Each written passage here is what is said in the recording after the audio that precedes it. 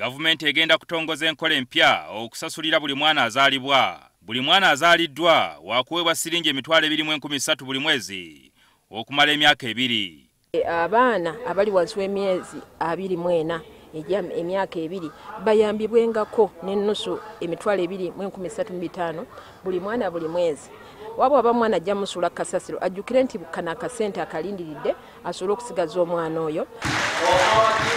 Minisita w'abavubuka n'abaana Florence Nakiwala Kiyingi ategeeza nti minisitule y'ekikula ky'abantu kino yakiisizza era nga kyakuteekebwa mu nkola omwaka gw'ebyensimbi ogujja. Omwana bw'azaalibwa aba afuuse kirabo eri eggwanga. Oba oyagala oba toyagala omwana ono ino mujjamu ekituufu kuba yagenda okuba omukulembeze w'eggwanga, yagenda okubeera ng'akulabirira gwe abalowooza nti kati oli mulamu. Kati bwe tuba tulabirira abakadde ne tulabirira abavubuka tewali nsonga yonna lwaki tetulabirira baana. Enkola eno minisita agamba nti abagabi b'obuyambi bagenda okugivujjirira ensimbi buli mwaka obukadde bwa $130 nga zibalirirwamu obumbi bwa Uganda 468.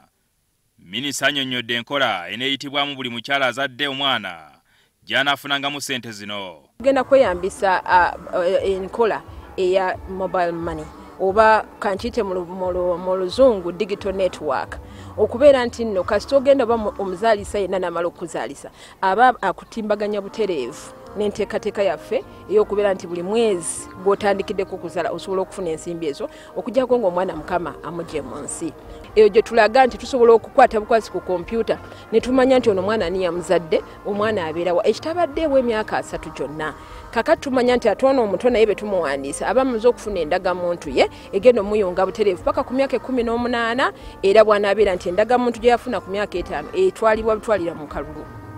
Okunoonyereza kulaga nti wano mu Uganda abaana akakadde kamu emitwalo 548 be bazaalibwa buli mwaka.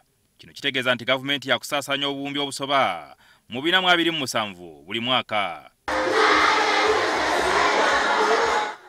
Minisita okwogera bino abadde atongoza enkola erina okugobererwa okusobozesa abaana okubanga beeyogerera n'okulwanirira eddembe lyabwe ku mukolo ogubadde ku Kitante Primary School wano mu Kampala.